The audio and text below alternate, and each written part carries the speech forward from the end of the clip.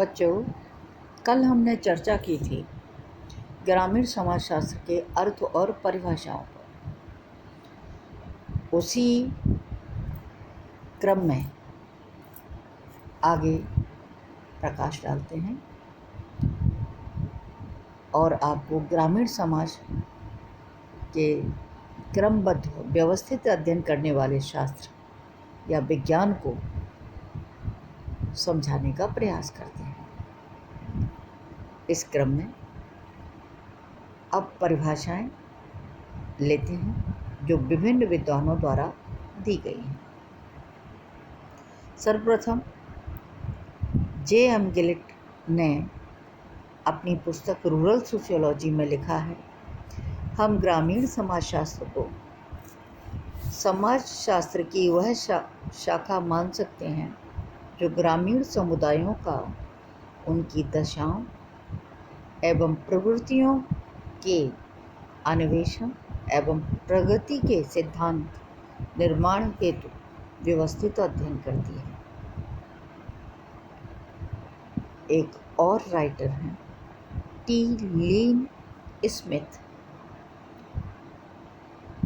T लीन Smith के शब्दों में ग्रामीण सामाजिक संबंधों के व्यवस्थित ज्ञान को ही हम सही अर्थों में ग्रामीण जीवन का समाजशास्त्र कह सकते हैं। लेखक ने एक अन्य स्थान पर बताया, ग्रामीण समाजशास्त्र अथवा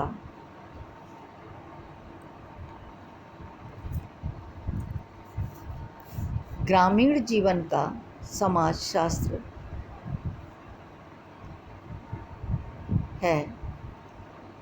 इसे उत्तम रूप में ग्रामीण जीवन का समाजशास्त्र के ज्ञान की व्यवस्थित शाखा है जो ग्रामीण समाज, इसके संगठन और संरचना तथा इसकी प्रक्रिया में वैज्ञानिक विधि के परिणाम स्वरूप बनती है।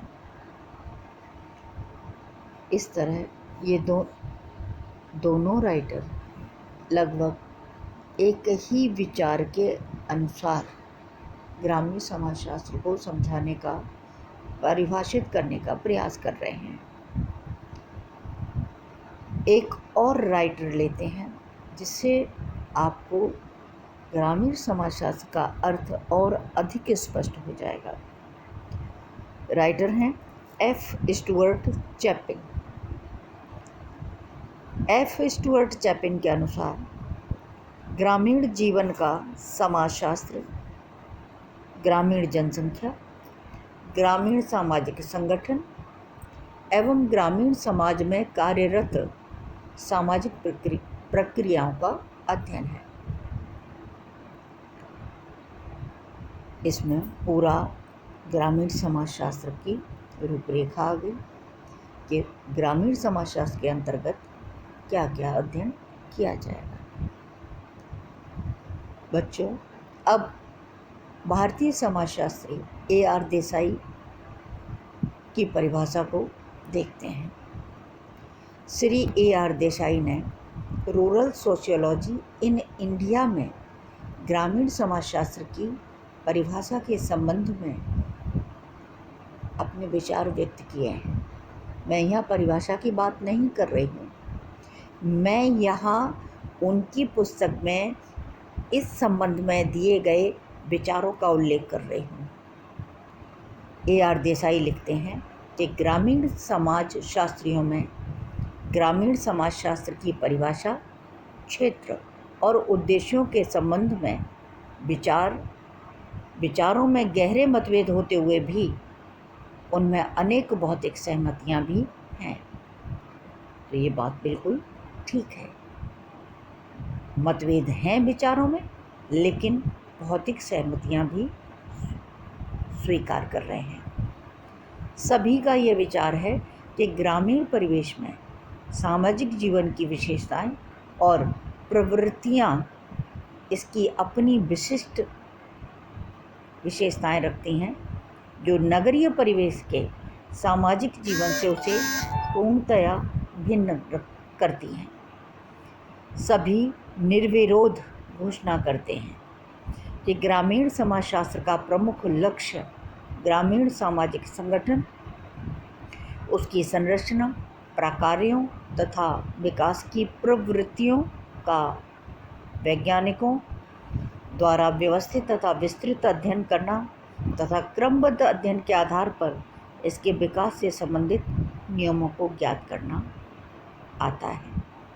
अतः इन सभी लेखकों की परिभाषाओं के उपरांत यह स्पष्ट होता है कि ग्रामीण समाजशास्त्र ग्रामीण अंतःक्रियाओं, सामाजिक प्रक्रियाओं, सामाजिक संबंधों, ग्रामीण जनसंख्या, समूहों, समुदायों, ग्रामीण सामाजिक संगठनों, सामाजिक व्यवस्था, अव्यवस्था तथा उनमें होने वाले परिवर्तनों का अध्ययन करता है। तो यहाँ तक ग्रामीण समाजशास्त्र का अर्थ और परिभाषाएं स्पष्ट होती हैं। अब आगे ग्रामीण समाजशास्त्र की प्रकृति पर चर्चा करने के लिए अपन कल प्रस्तुत होते हैं और हम लोग कल ग्रामीण समाजशास्त्र की प्रकृति पर चर्चा करेंगे। Thank you so much.